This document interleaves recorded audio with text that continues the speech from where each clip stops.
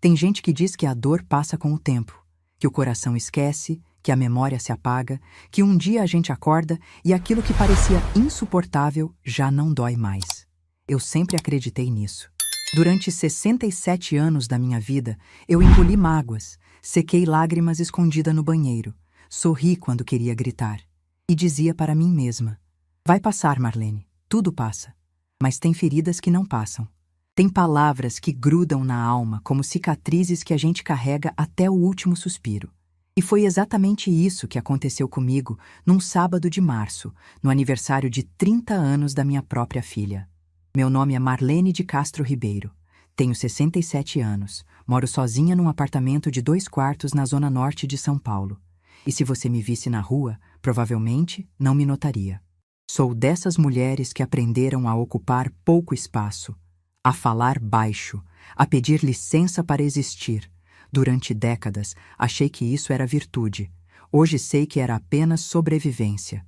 Mas deixa eu te contar desde o começo, porque essa história não começou naquele churrasco. Ela começou muito antes, no dia em que eu decidi que ser mãe significava desaparecer. Eu me casei com Geraldo aos 22 anos. Ele era um homem simples, trabalhador, motorista de ônibus que acordava antes do sol nascer e voltava para casa quando as estrelas já tinham tomado conta do céu. A gente se conheceu num baile de São João, no clube do bairro. Ele me tirou para dançar uma quadrilha e nunca mais me largou. Casamos 6 meses depois, numa cerimônia pequena, só com os pais e alguns amigos. Eu usei o vestido da minha mãe, ajustado às pressas por uma costureira da vizinhança. Fomos felizes. Não daquela felicidade de novela, cheia de grandes gestos e declarações românticas. Era uma felicidade quieta, feita de café, dividido de manhã, de mãos dadas assistindo televisão à noite, de olhares que diziam tudo sem precisar de palavras. Geraldo não era perfeito, ninguém é, mas ele me via. E naquela época, eu ainda não sabia o quanto isso era raro.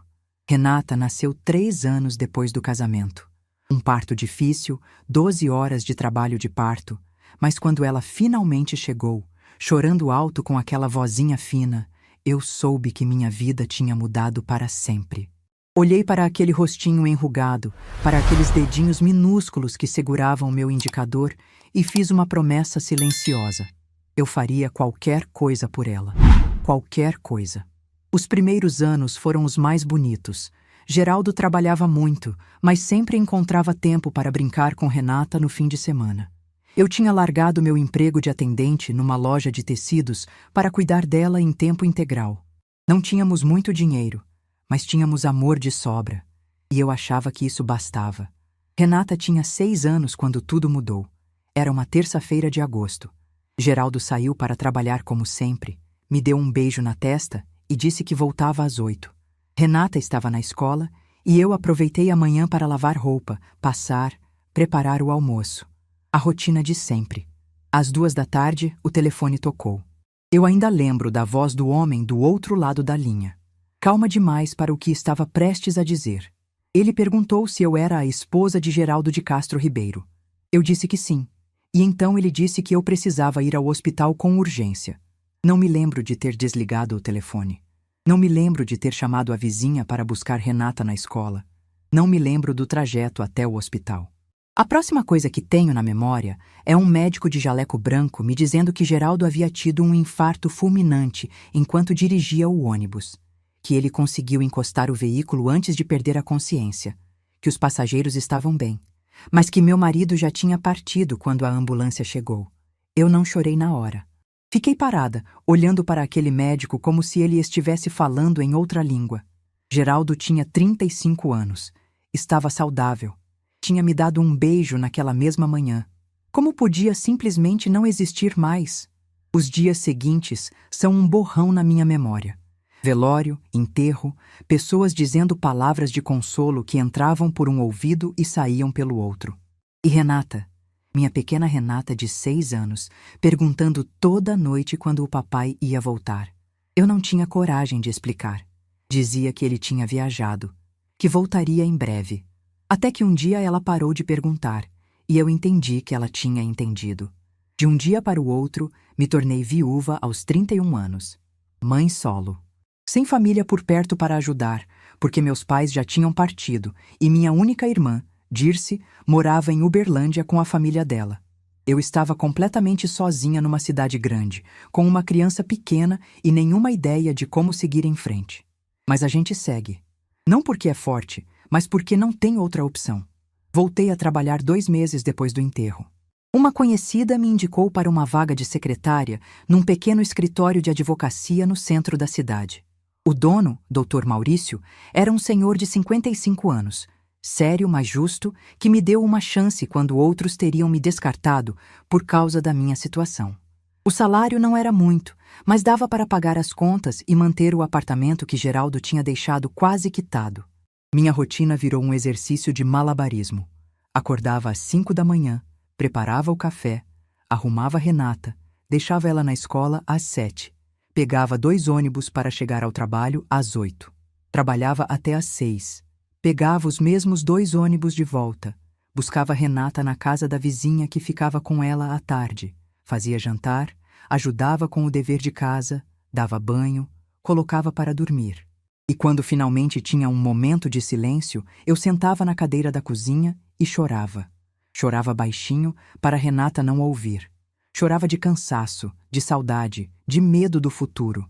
Mas no dia seguinte, eu acordava às 5 de novo e recomeçava tudo. Os anos passaram nesse ritmo. Renata cresceu, foi para o ensino fundamental, depois para o ensino médio. Era uma menina inteligente, estudiosa, que tirava boas notas sem precisar de muito esforço. Eu olhava para ela e via Geraldo nos olhos castanhos, no jeito de inclinar a cabeça quando estava pensando, no sorriso que aparecia de repente como um raio de sol entre nuvens. Fiz de tudo para que ela não sentisse falta de nada. Quando as colegas tinham tênis de marca, eu juntava dinheiro por meses para comprar um parecido.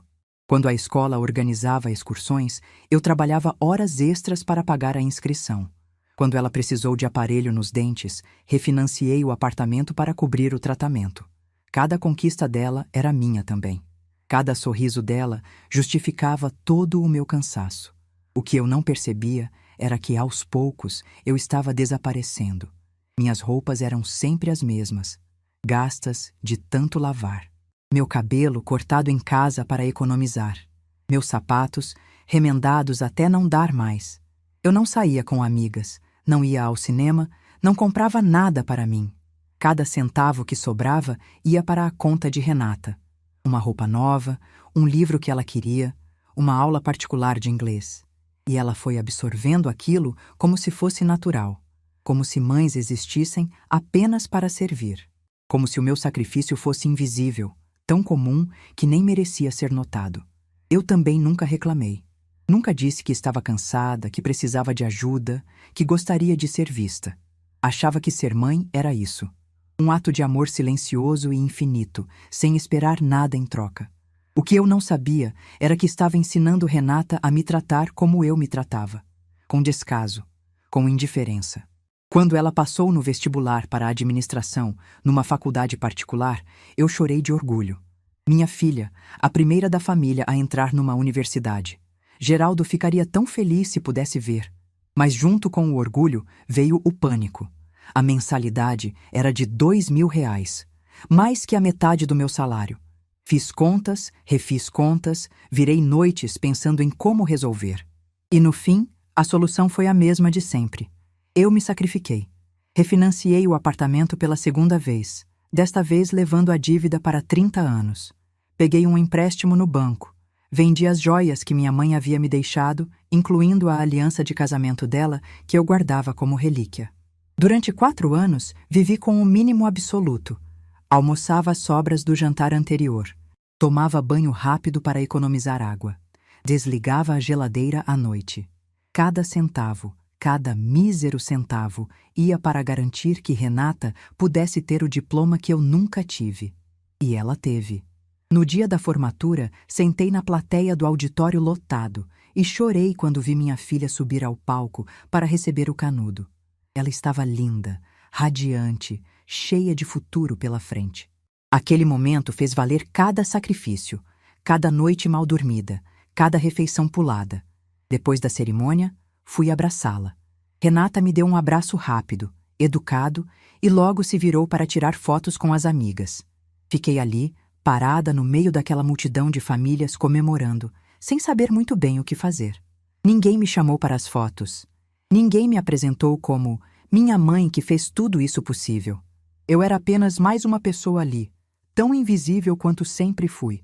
Na hora, eu disse para mim mesma que era normal, que jovens são assim mesmo, empolgados demais com os amigos para dar atenção aos pais, que eu estava sendo dramática. Mas uma parte de mim, uma parte que eu tentei calar por anos, já sabia a verdade. Eu havia criado uma filha que não me via. E talvez, de alguma forma, a culpa fosse minha. Os anos seguintes confirmaram o que eu me recusava a aceitar. Renata conseguiu emprego numa agência de marketing logo após a formatura. 1 ano depois, foi promovida. 2 anos depois, estava ganhando o triplo do meu salário. Alugou um apartamento nos Jardins, um dos bairros mais caros de São Paulo. Comprou um carro financiado, começou a frequentar restaurantes caros e academias de luxo. Eu olhava aquilo tudo de longe, orgulhosa, feliz por ela estar conseguindo tudo o que eu nunca tive. O que eu não percebia era que, quanto mais ela subia, mais eu ficava para trás.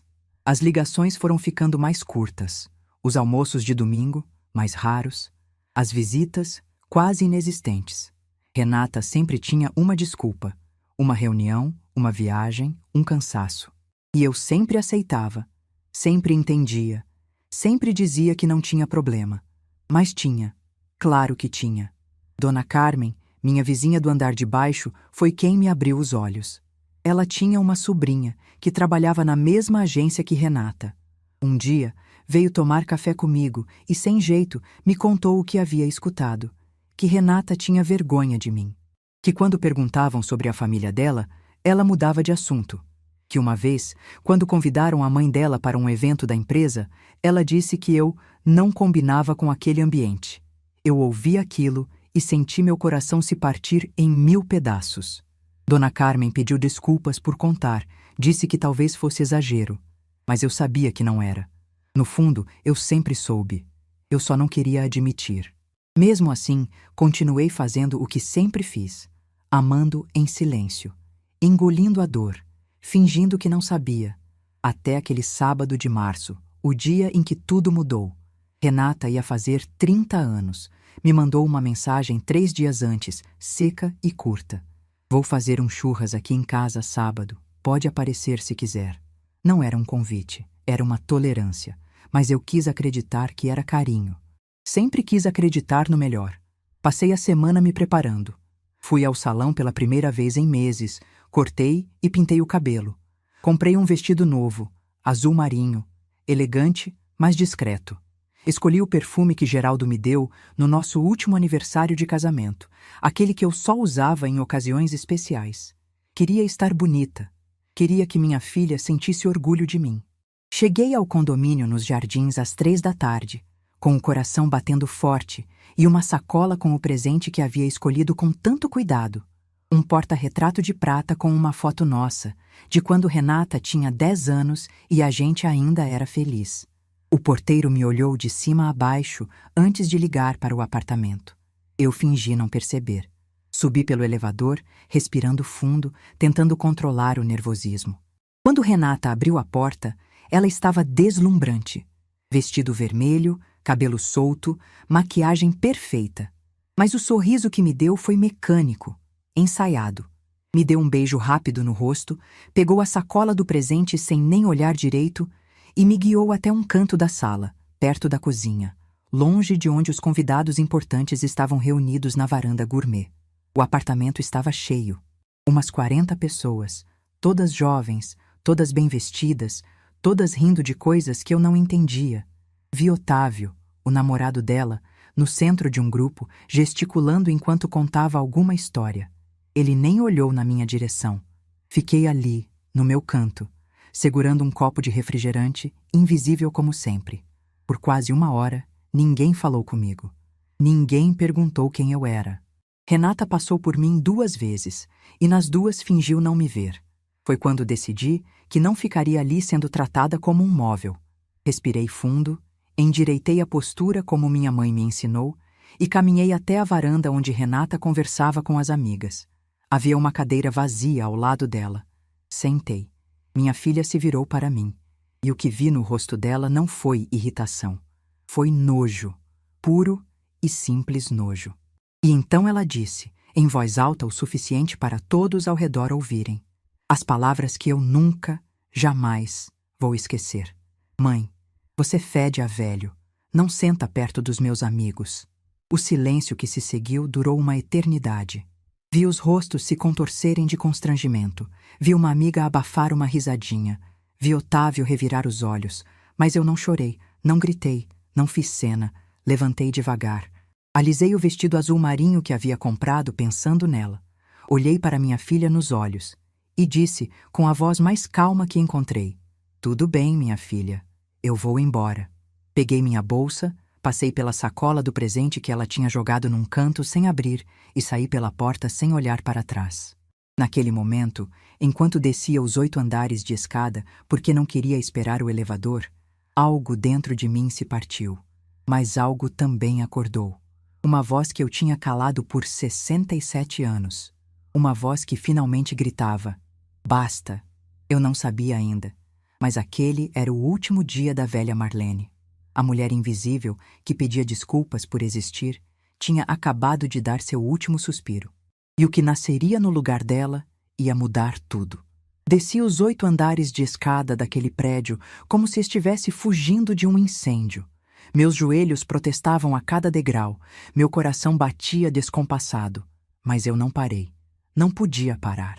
Se parasse, ia desabar ali mesmo, no meio daquela escadaria fria de condomínio de luxo, e eu me recusava a dar esse gostinho para quem quer que fosse. Quando finalmente cheguei ao térreo, o porteiro me olhou com curiosidade. Talvez tenha estranhado a mulher que havia subido tão arrumada agora passar por ele com os olhos vermelhos e as mãos tremendo. Mas não disse nada. E eu também não.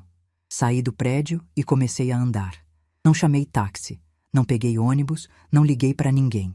Simplesmente coloquei um pé na frente do outro e fui andando pelas ruas dos Jardins, aquele bairro onde minha filha morava e que eu não conseguia pagar nem o estacionamento. Era final de tarde de um sábado de março. As ruas estavam cheias de gente aproveitando o dia. Casais passeando com cachorros de raça.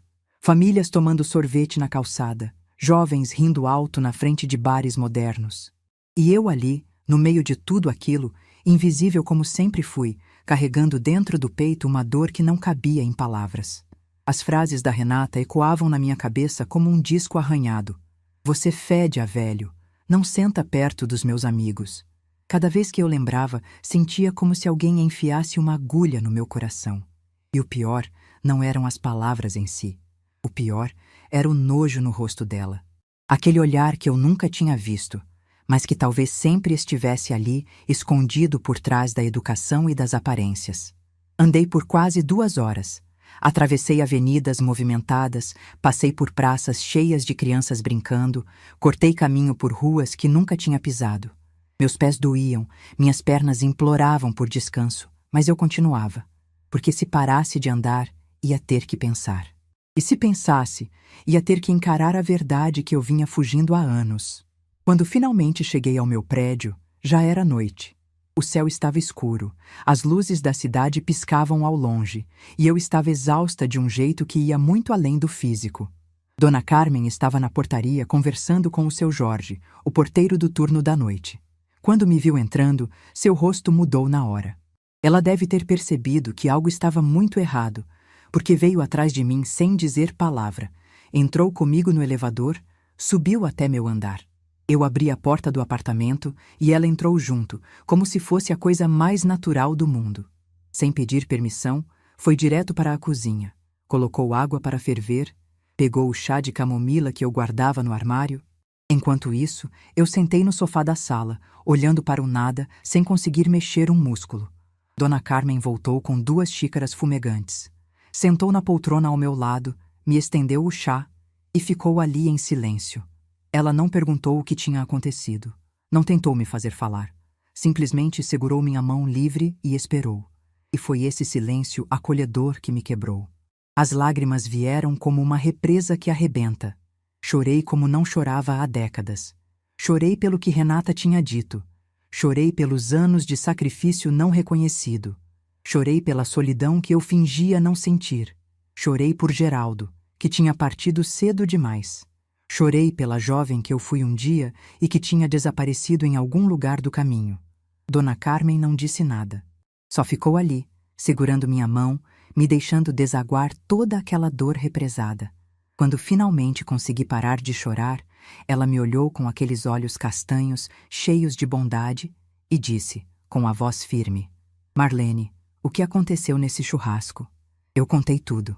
As palavras saíram atropeladas, misturadas com soluços, mas eu contei. O canto da sala onde fui colocada como um móvel.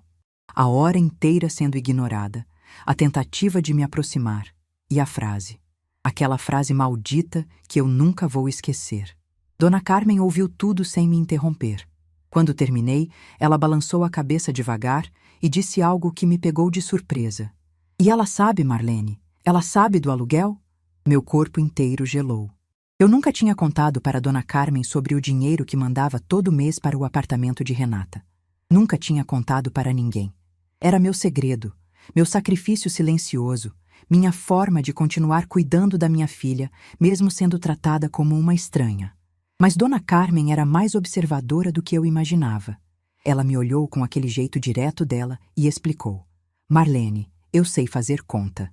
Você ganha 3.800 de aposentadoria. Seu aluguel aqui é 1.200. Sobram 2.600 para luz, água, comida, remédio, tudo.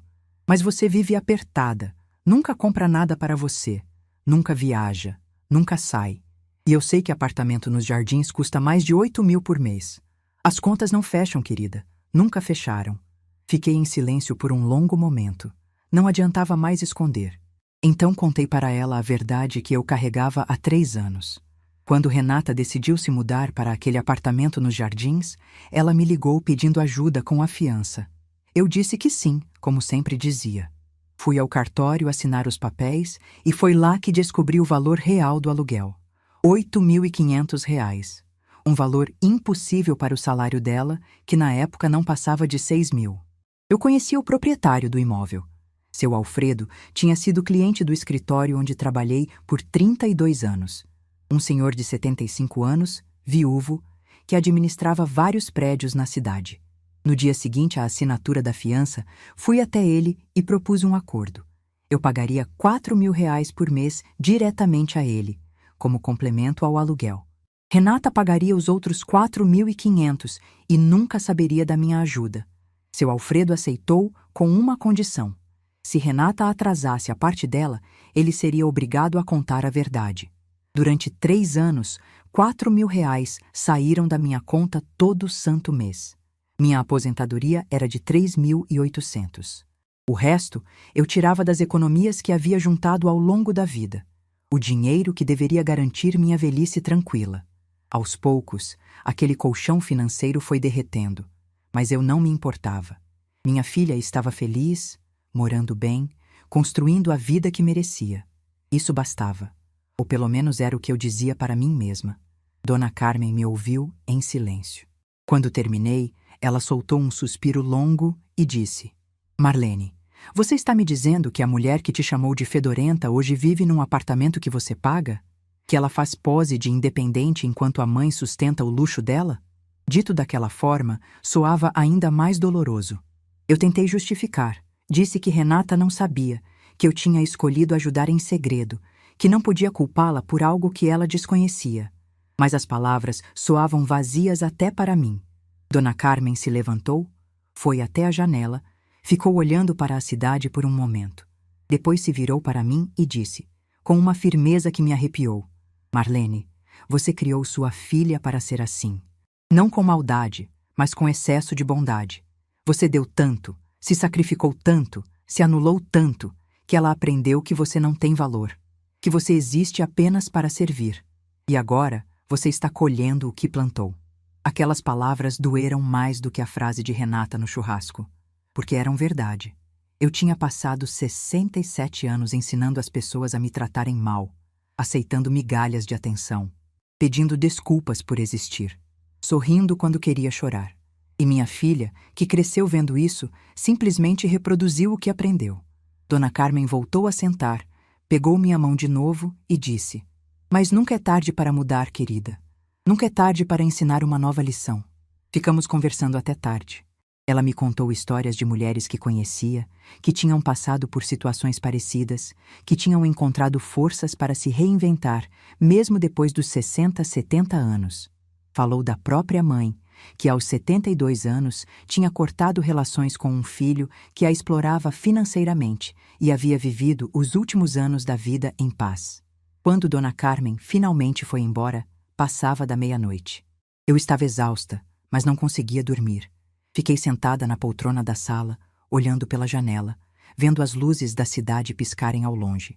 Pensei em Geraldo, no que ele diria se visse o que eu tinha me tornado, no que ele diria se soubesse como nossa filha me tratava. Geraldo era um homem simples, mas tinha um senso de justiça inabalável. Ele nunca aceitaria isso. Nunca permitiria que eu fosse humilhada dessa forma. Pensei na minha mãe, uma mulher forte que criou 5 filhos praticamente sozinha, que nunca abaixou a cabeça para ninguém. Ela costumava dizer: "Marlene, respeito não se pede, se conquista." E eu tinha passado a vida inteira fazendo exatamente o contrário, implorando por migalhas de consideração. Pensei na minha irmã Dirce, lá em Uberlândia. Fazia meses que não conversávamos direito. Ela sempre me dizia para ter pulso firme com Renata, para não deixar minha filha me tratar como capacho. Mas eu nunca ouvia. Achava que ela não entendia, que era diferente, que Renata ia mudar com o tempo. Como eu estava errada. Pensei em mim mesma aos 20 anos, cheia de sonhos e planos. Aquela jovem queria viajar, conhecer lugares novos, aprender coisas diferentes. Onde estava essa mulher? Em que momento ela tinha desaparecido, engolida pela função de mãe, de viúva, de provedora silenciosa? As horas foram passando e eu continuei ali, pensando. Às 3 da manhã, fiz um café forte e fiquei olhando o líquido escuro na xícara. Às 4, os primeiros raios de sol começaram a clarear o horizonte. E foi nesse momento, com a cidade acordando lá fora e algo despertando dentro de mim, que tomei a decisão mais difícil da minha vida. Eu ia parar de pagar o aluguel de Renata. Não por vingança, não para vê-la sofrer, mas porque eu finalmente tinha entendido o que Dona Carmen quis dizer. Enquanto eu continuasse sustentando a vida da minha filha em segredo, ela nunca saberia meu valor. Nunca entenderia o que eu tinha sacrificado. Nunca me veria como uma pessoa, apenas como uma conveniência. E mais do que isso, enquanto eu continuasse me anulando por ela, eu também nunca me veria como uma pessoa. Continuaria sendo a mulher invisível que pedia desculpas por existir. A decisão estava tomada, mas eu sabia que não seria fácil. Na segunda-feira de manhã, peguei o telefone e liguei para seu Alfredo. Minha voz tremeu um pouco quando ele atendeu, mas eu me mantive firme. Expliquei que não faria mais os pagamentos complementares do aluguel de Renata. Contei brevemente o que havia acontecido no churrasco, sem entrar em detalhes demais. Seu Alfredo ficou em silêncio por um longo momento. Depois disse, com aquela voz pausada de homem que já viu muita coisa na vida: "Dona Marlene, a senhora tem certeza? Isso vai mudar muita coisa." Eu respondi que sim, que precisava mudar, que já estava na hora. Ele disse que entendia, que daria alguns dias antes de entrar em contato com Renata para dar chance dela regularizar a situação, pagar o valor integral ou encontrar outro lugar. Era um homem justo, não queria prejudicar ninguém de forma abrupta. Antes de desligar, seu Alfredo disse algo que me pegou de surpresa. "Dona Marlene, posso fazer um pedido? Quando eu for falar com sua filha, gostaria que a senhora estivesse presente. Acho que ela precisa ouvir certas coisas olhando nos seus olhos." Eu hesitei. A ideia de encarar Renata depois do que tinha acontecido me dava náuseas. Mas alguma coisa naquele pedido fazia sentido. Se eu queria que minha filha finalmente me visse, talvez precisasse estar lá quando a verdade viesse à tona. Disse que pensaria sobre isso. Ele entendeu. Nos dias seguintes, vivi num estado estranho de suspensão. Continuei minha rotina de sempre, fazendo compras no mercado, conversando com Dona Carmen, assistindo minhas novelas à noite. Mas por dentro, algo tinha mudado. Eu estava diferente, mais atenta, mais presente. como se tivesse acordado de um sono de décadas. Renata não me ligou, não mandou mensagem, não apareceu para pedir desculpas. Era como se o churrasco não tivesse acontecido, como se ela não tivesse expulsado a própria mãe com palavras cruéis. E esse silêncio, de certa forma, confirmou o que eu já sabia. Para ela, eu não era importante o suficiente nem para merecer um pedido de desculpas. Na quinta-feira, 4 dias depois do churrasco, seu Alfredo me ligou. Disse que iria ao apartamento de Renata naquela tarde para conversar sobre a situação do aluguel e perguntou se eu tinha tomado uma decisão sobre estar presente. Eu respirei fundo. Pensei em todas as humilhações que tinha engolido. Pensei nas palavras de Dona Carmen sobre ensinar novas lições. Pensei na mulher que eu queria ser a partir daquele momento. E disse que sim, que estaria lá. Às 3 da tarde, peguei um táxi até o prédio nos Jardins. Seu Alfredo me esperava na portaria, com um envelope pardo debaixo do braço e uma expressão séria no rosto. Subimos juntos pelo elevador, em silêncio. Quando chegamos ao 8º andar, meu coração batia tão forte que eu tinha certeza de que ele podia ouvir. Paramos em frente à porta do apartamento 82. Seu Alfredo tocou a campainha. Eu ouvi passos se aproximando, o barulho da fechadura, a maçaneta girando. E então a porta se abriu.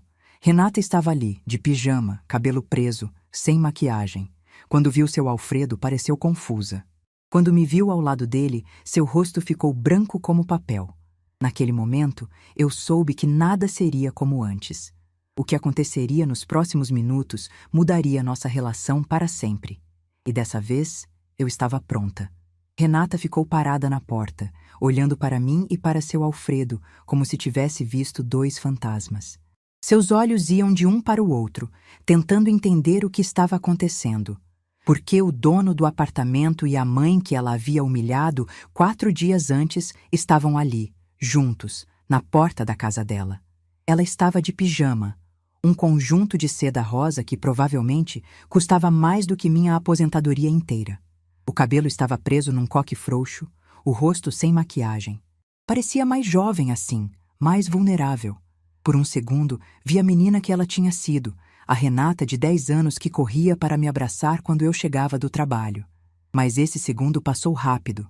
Seu Alfredo quebrou o silêncio com aquela voz pausada dele. "Boa tarde, Renata. Podemos entrar? Precisamos conversar sobre um assunto importante." Renata engoliu em seco. Vi o maxilar dela travar, aquele gesto que ela fazia desde criança quando estava nervosa. Deu um passo para o lado e nos deixou passar. O apartamento estava diferente de como eu tinha visto no dia do churrasco. Sem os convidados, sem a música alta, sem as risadas, ele parecia maior e mais vazio. Os móveis de design, as obras de arte nas paredes, a televisão enorme, a vista panorâmica da cidade. Tudo aquilo que minha filha ostentava como conquista própria. Tudo aquilo que eu ajudava a pagar em silêncio há 3 anos. Renata nos guiou até a sala e indicou o sofá. Seu Alfredo sentou numa poltrona de couro, tirou alguns papéis do envelope que trazia e os organizou no colo. Eu sentei no sofá, as mãos cruzadas, o coração batendo forte, mas a expressão calma. Por fora, eu parecia tranquila. Por dentro, estava travando a batalha mais difícil da minha vida. Foi quando ouvi passos vindo do corredor. Otávio apareceu na sala, vestindo apenas uma bermuda e uma camiseta amassada. O cabelo despenteado indicava que tinha acabado de acordar, mesmo sendo 3 da tarde. Quando nos viu, franziu a testa com irritação. Ele olhou para Renata e perguntou, sem nem se dar ao trabalho de nos cumprimentar: "Quem é esse pessoal?" Renata respondeu baixinho, visivelmente constrangida: "É o seu Alfredo, o dono do apartamento. E minha mãe." Otávio me olhou de cima a baixo com aquele mesmo desprezo que eu tinha visto no churrasco. Depois deu de ombros e foi para a cozinha, como se nossa presença não merecesse mais do que alguns segundos da atenção dele. Seu Alfredo esperou Renata sentar na poltrona em frente a ele. Então pigarreou e começou a falar. "Renata, eu vim aqui para informá-la sobre uma mudança na situação do seu aluguel." Ele fez uma pausa, escolhendo as palavras com cuidado. "A partir do mês que vem, o valor mensal que você vai precisar pagar será de R$ 8.500, o valor integral do contrato." Renata piscou confusa. Como assim valor integral? Eu já pago o valor do contrato. 4.500 por mês. Está tudo em dia. Seu Alfredo balançou a cabeça devagar. Não, minha filha. Você paga metade do valor. A outra metade, 4.000 reais por mês, é paga por outra pessoa. O rosto de Renata mudou. Vi a confusão dar lugar à desconfiança e a desconfiança dar lugar ao medo. Ela olhou para mim, depois para seu Alfredo, depois para mim de novo. Que outra pessoa? Do que o senhor está falando? Seu Alfredo olhou para mim. Era o momento. O momento que eu tinha temido e desejado ao mesmo tempo. O momento em que minha filha finalmente saberia a verdade. Eu respirei fundo e disse, com a voz mais firme que consegui: Sou eu, Renata. Eu pago a outra metade do seu aluguel. Pago há 3 anos. O silêncio que se seguiu foi ensurdecedor. Renata ficou paralisada, a boca ligeiramente aberta, os olhos arregalados. Eu podia ver a mente dela trabalhando, tentando processar a informação, tentando encaixar as peças de um quebra-cabeça que ela nunca soube que existia. Ela balançou a cabeça como se pudesse afastar aquelas palavras. Não, isso não faz sentido. Você não tem esse dinheiro. Você ganha 3.000 de aposentadoria. 3.800, eu corrigi. E as economias que eu juntei a vida inteira. Cada centavo que eu guardei para a minha velhice, Renata. Tudo foi para garantir que você pudesse morar nesse apartamento, nesse bairro, nessa vida que você faz questão de mostrar para todo mundo. Renata se levantou da poltrona num impulso, como se o assento tivesse pegado fogo. Ela deu alguns passos para trás, os olhos ainda fixos em mim. Não, não é possível. Por que você faria isso? Por que nunca me contou? Eu sustentei o olhar dela. Porque eu sou sua mãe. Porque eu achava que era isso que mães faziam. Se sacrificar em silêncio para que os filhos pudessem brilhar. Porque eu queria que você fosse feliz, mesmo que isso significasse que eu nunca seria. Otávio voltou da cozinha naquele momento com um copo de suco na mão. Ele deve ter ouvido parte da conversa, porque estava com um sorriso irônico no rosto. Espera aí, ele disse, encostando no batente da porta. Deixa eu ver se entendi. Você está me dizendo que esse apartamento, essa vida toda que a Renata ostenta, é bancada pela mãe aposentada dela? Ninguém respondeu. O silêncio foi resposta suficiente. Otávio soltou uma risada curta, seca, sem nenhum humor. Olhou para Renata com uma expressão que misturava desprezo e decepção. Que piada! Eu achando que você era independente, que tinha conquistado tudo sozinha. E, na verdade, você é sustentada pela sua mãe, pela mesma mãe que você expulsou do seu aniversário porque ela fedia a velho. Renata se virou para ele, o rosto vermelho. Otávio, por favor. Por favor, o quê? Ele a interrompeu, a voz carregada de veneno. Você me fez acreditar que era uma mulher de sucesso. Me apresentou para os meus pais como empresária bem-sucedida. E agora eu descubro que você é uma fraude? Que sua própria mãe paga suas contas enquanto você finge ser o que não é? Cada palavra dele era como um tapa no rosto de Renata. E por mais que aquela cena me doesse, eu não interferi. Porque Otávio, com toda a sua crueldade, estava dizendo verdades que precisavam ser ditas. Ele colocou o copo na mesa de centro com força. Sabe o que é o pior? Não é nem o dinheiro. É a hipocrisia. Você tinha vergonha da sua mãe. Vergonha da mulher que estava garantindo o teto sobre a sua cabeça. Que tipo de pessoa faz isso? Renata estava tremendo agora. Lágrimas escorriam pelo rosto dela, mas Otávio não mostrou nenhuma compaixão. Eu vou embora, ele disse, já caminhando para o quarto. Vou pegar minhas coisas e sumir daqui. Não quero meu nome associado a essa palhaçada. Ele desapareceu pelo corredor. Ouvi barulhos de gavetas sendo abertas, de coisas sendo jogadas em mala. Renata ficou parada no meio da sala, como uma estátua, as lágrimas caindo em silêncio. Seu Alfredo, que tinha observado tudo calado, se levantou discretamente.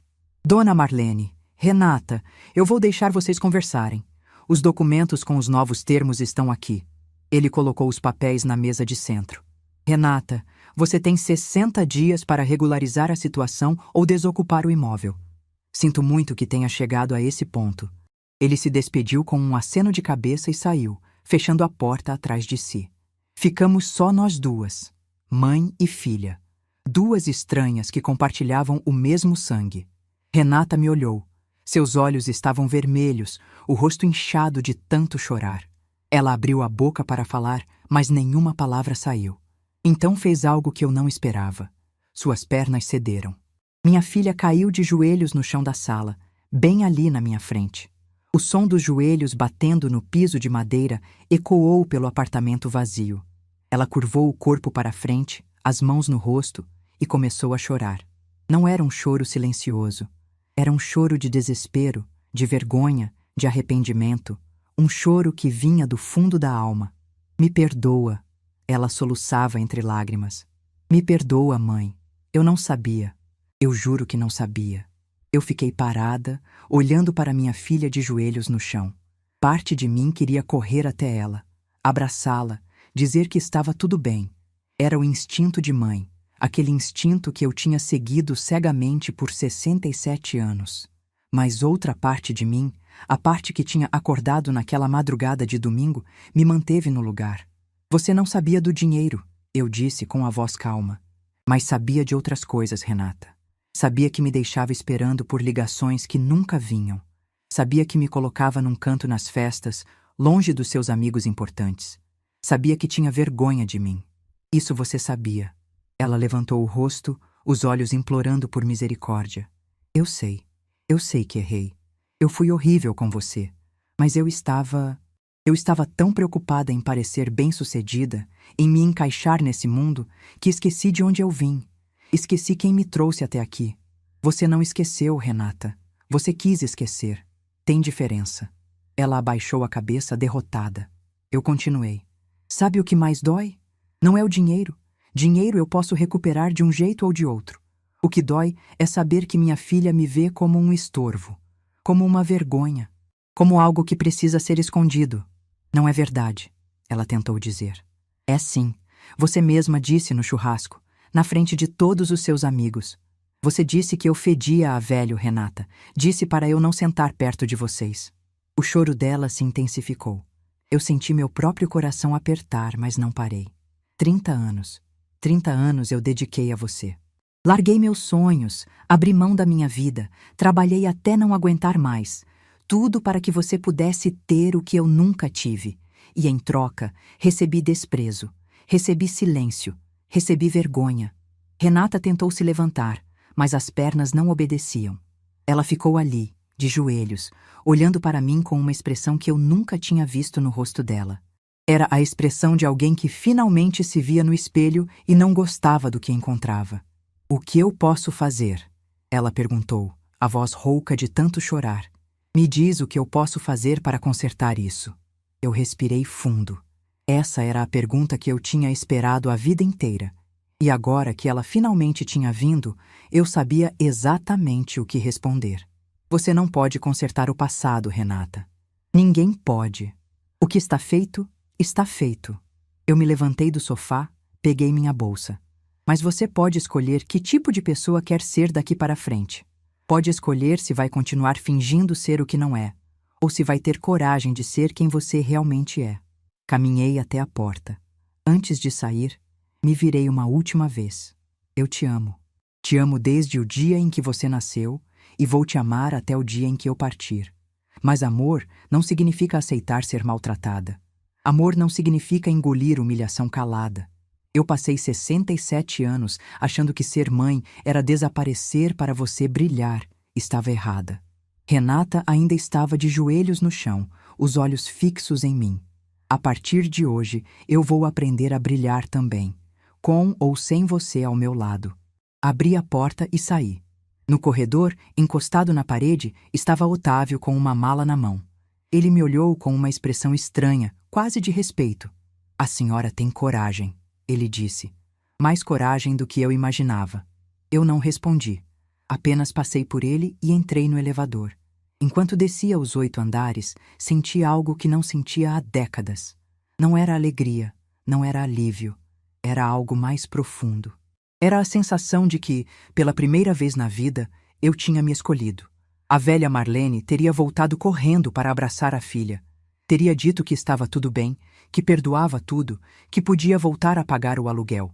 A velha Marlene teria se encolhido de novo, se tornado invisível de novo, aceitado migalhas de novo. Mas a velha Marlene tinha ficado para trás naquela escadaria 4 dias atrás. A mulher que saiu do elevador naquela tarde era outra. Uma mulher que finalmente entendia que ser mãe não significava deixar de ser pessoa, que amar não significava se anular, que o respeito era mais importante que o afeto. Peguei um táxi de volta para casa. Durante todo o trajeto, olhei pela janela, vendo a cidade passar, pensando em tudo o que tinha acontecido. Minha filha estava de joelhos no chão de um apartamento que ela não podia pagar. O namorado tinha ido embora. A máscara de sucesso tinha caído. Tudo que ela tinha construído na mentira estava desmoronando. E eu, pela primeira vez, não estava correndo para salvá-la.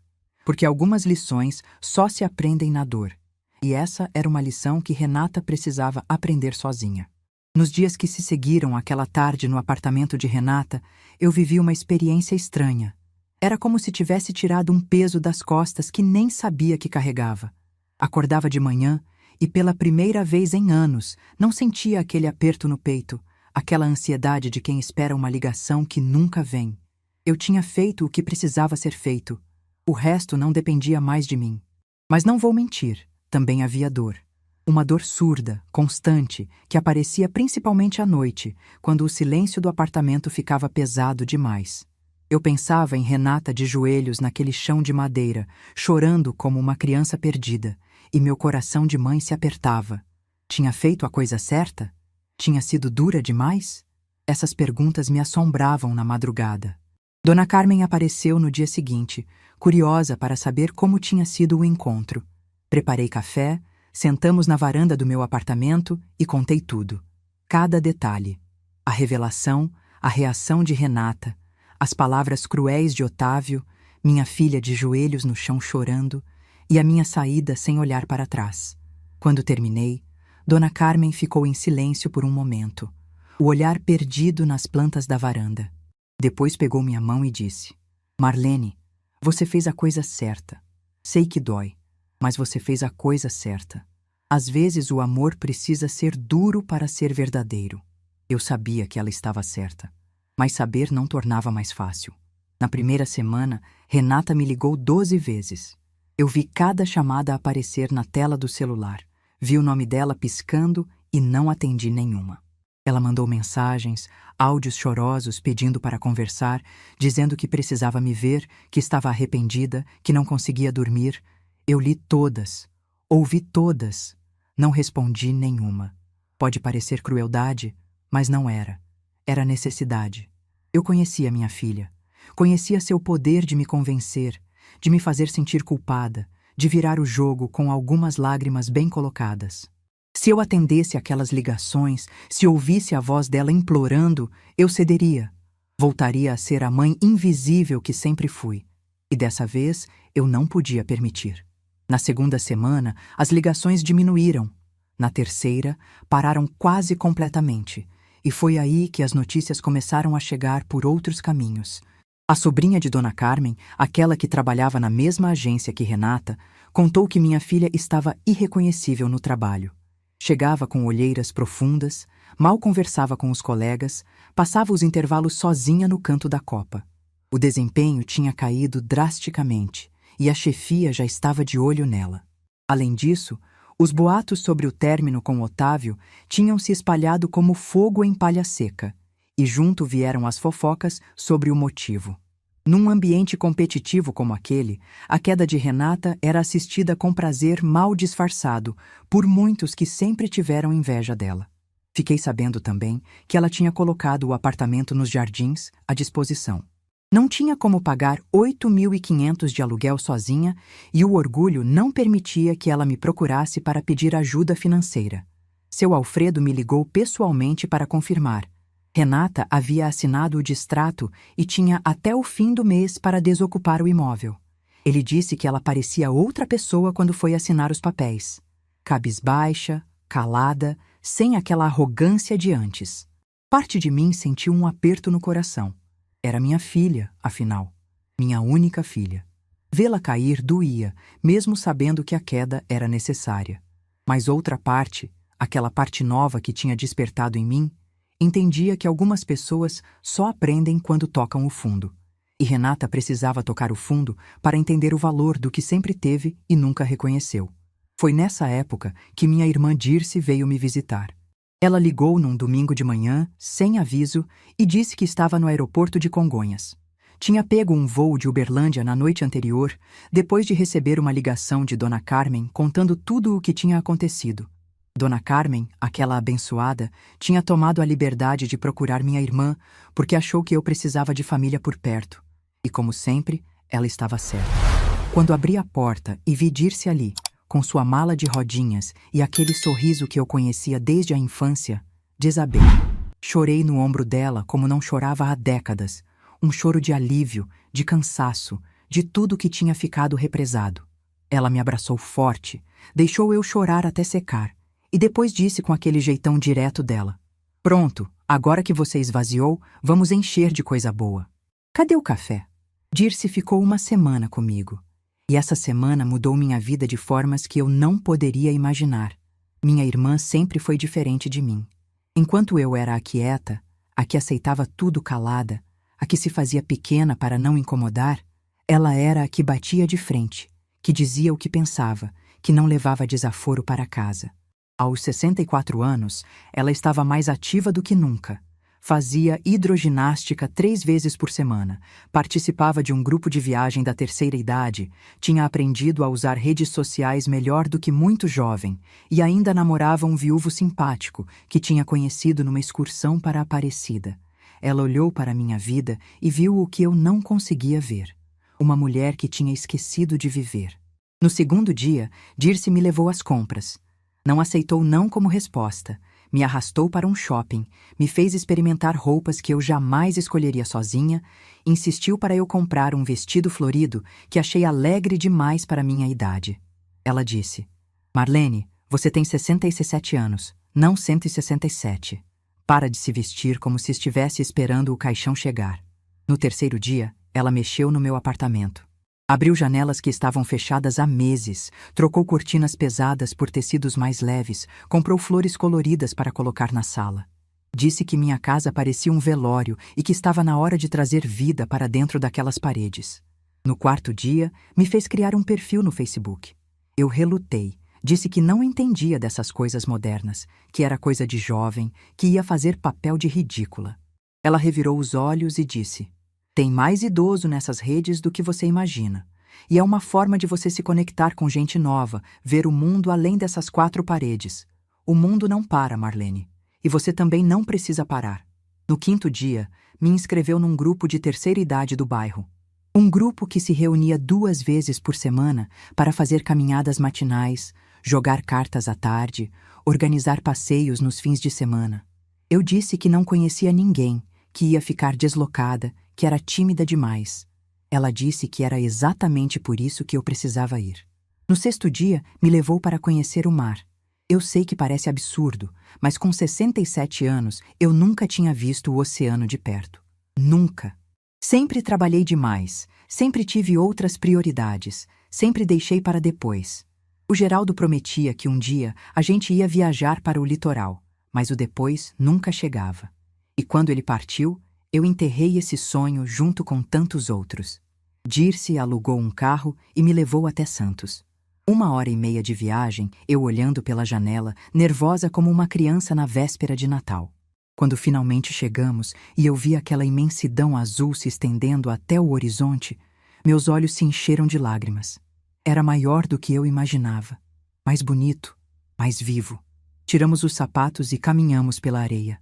A água gelada tocou meus pés e eu ri. Ri de verdade, com gosto, uma risada que vinha do fundo do peito como não ria há anos. Dirce tirou uma foto minha sorrindo com o mar ao fundo, os cabelos brancos voando com o vento. Quando olhei para aquela imagem, não reconheci a mulher na tela. Ela parecia feliz, parecia viva, parecia livre. Naquela noite, jantando num restaurante simples à beira-mar, comendo peixe fresco e ouvindo o barulho das ondas, Dirce segurou minha mão e disse: "Marlene, você passou a vida inteira cuidando dos outros. Da Renata, do Geraldo antes de ele partir, dos patrões, de todo mundo. Agora é hora de cuidar de você. Promete pra mim que você vai se dar essa chance? Eu prometi. E dessa vez, eu ia cumprir. Dirce foi embora no 7º dia, mas deixou uma Marlene diferente para trás. Eu estava assustada com essa mulher nova, confesso. Não sabia direito quem ela era, do que ela gostava, o que ela queria da vida. Por tanto tempo, eu tinha sido definida pelos outros, pela função de mãe, de viúva, de secretária, que tinha esquecido de me definir por mim mesma. Mas aos poucos, fui redescobrindo. Descobri que gostava de caminhar de manhã cedo, quando a cidade ainda está acordando e o ar ainda está fresco. Descobri que tinha talento para plantas, e logo minha varanda estava cheia de vasos floridos que eu cuidava com carinho todos os dias. Descobri que adorava o grupo de terceira idade, especialmente as tardes de cartas com Dona Lúcia e seu Antônio, 2 viúvos que tinham se conhecido ali e agora namoravam como adolescentes, de mãos dadas e olhares apaixonados. Descobri, principalmente, que ainda tinha muita vida pela frente, e que essa vida podia ser boa. 1 mês depois da visita de Dirce, eu estava voltando de uma caminhada matinal, quando encontrei Renata sentada na portaria do meu prédio. Ela estava diferente. Mais magra, mais pálida, com olheiras fundas que denunciavam noites mal dormidas. Usava roupas simples, jeans e camiseta, sem as grifes de antes. O cabelo estava preso num rabo de cavalo sem graça. Parecia ter envelhecido 10 anos em poucas semanas. Quando me viu chegando, se levantou depressa, as mãos torcendo nervosamente. Eu parei a alguns metros de distância, o coração acelerado, mas mantive a expressão neutra. Mãe, ela disse, a voz embargada. Eu sei que você não quer me ver, eu sei que não mereço. Mas eu precisava te contar uma coisa pessoalmente. Fiquei em silêncio esperando. Ela respirou fundo, como quem toma coragem. Eu me mudei. Estou num kitnet em Santana. 40 metros quadrados, sem varanda, sem vista, sem nada de luxo. O oposto de tudo que eu tinha. Uma lágrima escorreu pelo rosto dela. E sabe o que é mais estranho? Eu nunca me senti tão em casa. Porque agora é meu de verdade. Pago com meu dinheiro, com meu trabalho, sem depender de ninguém. Continuei em silêncio, deixando ela falar. Nesses últimos dias, eu tive muito tempo para pensar. Sobre quem eu me tornei, sobre as escolhas que fiz, sobre como tratei você. A voz dela falhou. Eu estava tão obcecada em parecer bem-sucedida que esqueci o que realmente importa. Queria tanto ser aceita por gente que não dava a mínima para mim, que rejeitei a única pessoa que sempre me amou de verdade. Ela deu um passo hesitante em minha direção. Eu não vim pedir para você voltar a pagar nada. Não vim pedir dinheiro, nem ajuda, nem nada material. Ela me olhou nos olhos e vi ali algo que nunca tinha visto antes. Humildade verdadeira. Eu vim pedir uma chance de ser a filha que você merece. O silêncio se estendeu entre nós. Os carros passavam na rua. A cidade seguia seu ritmo, mas naquele momento só existíamos nós duas. Eu pensei em tudo que tinha passado. Nos anos de sacrifício, na humilhação do churrasco, na dor de ser rejeitada. Pensei também no que Dirce tinha me dito sobre não carregar mágoa para sempre. Então abri minha bolsa, tirei o celular e mostrei para Renata a foto que minha irmã tinha tirado na praia.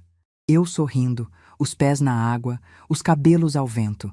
Está vendo essa mulher? Eu perguntei. Ela tem 67 anos e acabou de conhecer o mar. Ela está aprendendo a viver de novo e não vai desaparecer. Renata olhou para a foto com os olhos marejados. Se você quer fazer parte da vida dessa mulher, eu continuei, vai ter que me respeitar como pessoa. Vai ter que me ver de verdade. Não como a mãe que te envergonha, mas como a mulher que eu sou. Ela assentiu, as lágrimas escorrendo livremente. Domingo que vem, almoço aqui em casa, 12 horas, não se atrase. O rosto dela se iluminou com um sorriso genuíno, pequeno e hesitante, mas verdadeiro. Eu vou estar lá, ela disse. Eu prometo. Passei por ela e entrei no prédio. No elevador, sozinha, permiti que um sorriso aparecesse no meu rosto também. Não era perdão. Ainda não. Perdão leva tempo, e nós tínhamos muito caminho pela frente. Mas era um começo. E às vezes, um começo é tudo o que a gente precisa. O domingo do almoço chegou mais rápido do que eu esperava. Passei a manhã inteira na cozinha, preparando o frango assado que Renata adorava desde criança, o arroz soltinho do jeito que ela gostava, a farofa com passas, que era a receita da minha mãe. Enquanto cozinhava, percebi que minhas mãos tremiam levemente. Não de medo, mas de expectativa. Seria a primeira refeição que faríamos juntas desde aquele churrasco maldito. Às 11h40, a campainha tocou. 20 minutos adiantada. Isso já era uma mudança.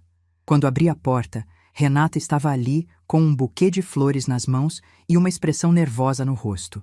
Mas foi outra coisa que chamou minha atenção. Debaixo do braço, ela carregava uma sacola de papel que eu reconheci imediatamente. Era a mesma sacola que eu tinha levado ao churrasco de aniversário dela. A sacola com o porta-retrato de prata.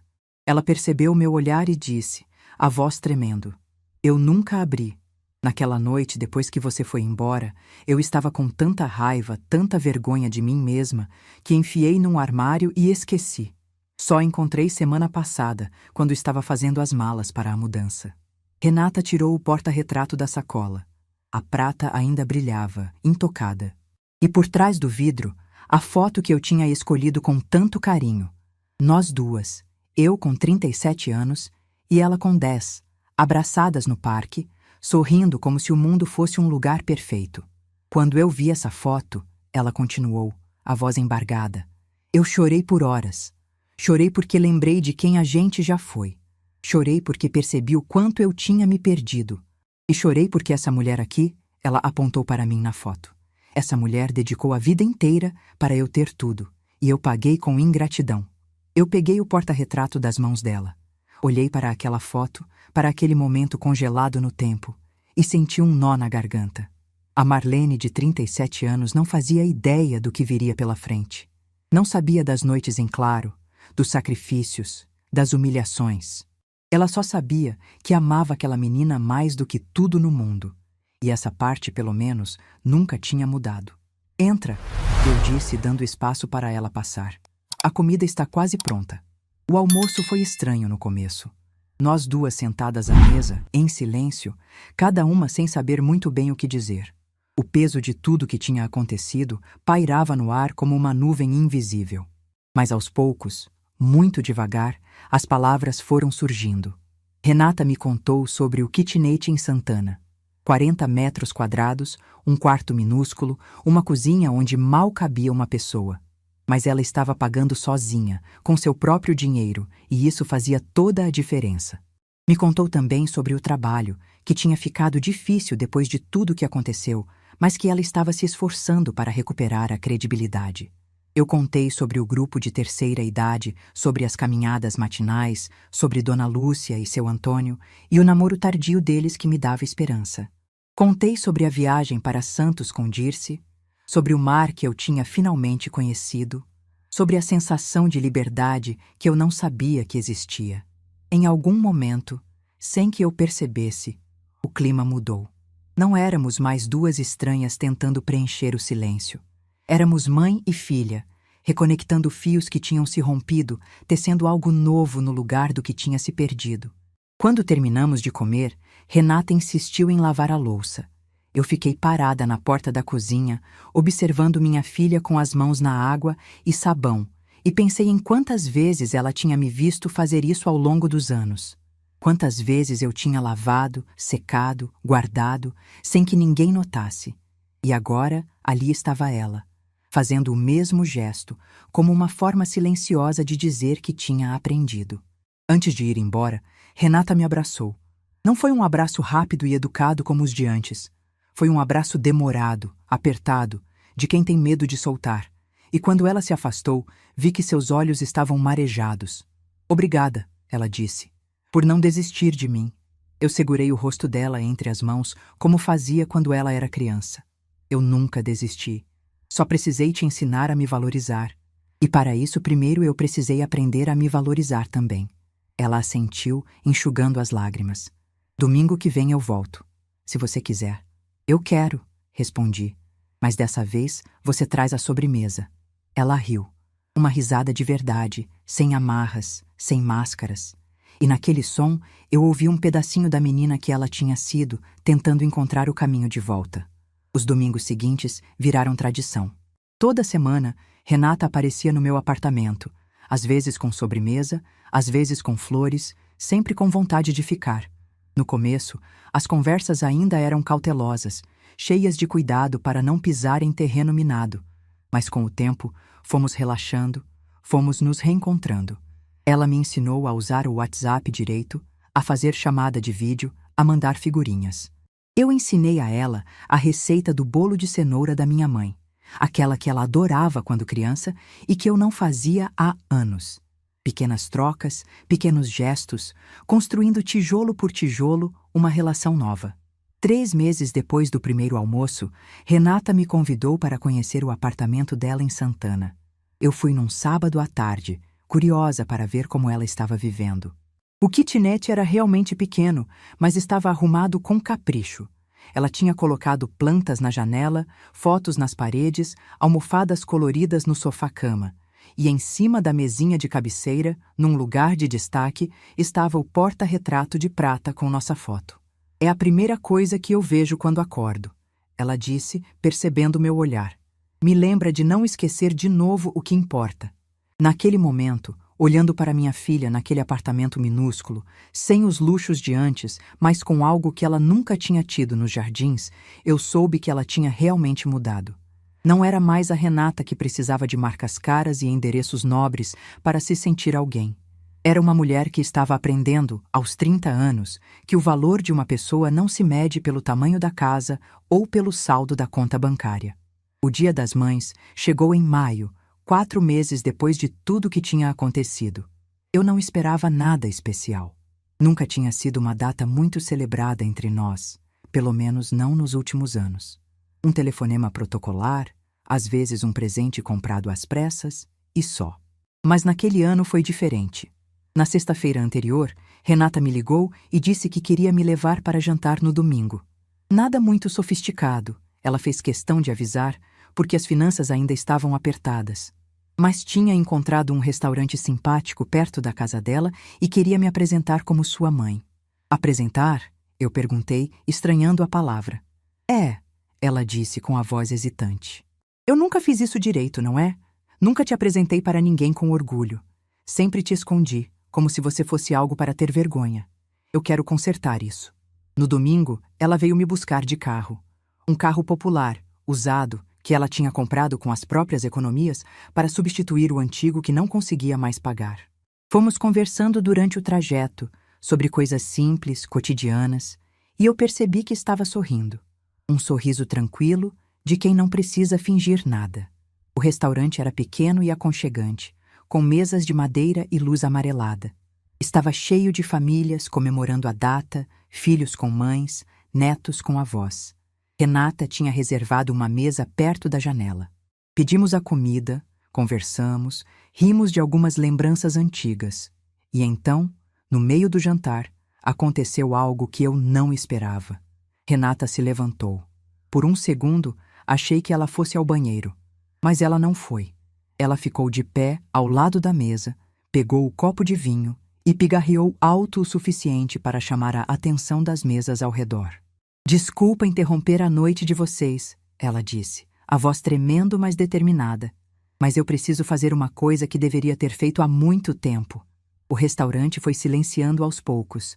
Os garfos pararam no ar, as conversas morreram, todos os olhos se voltaram para nós.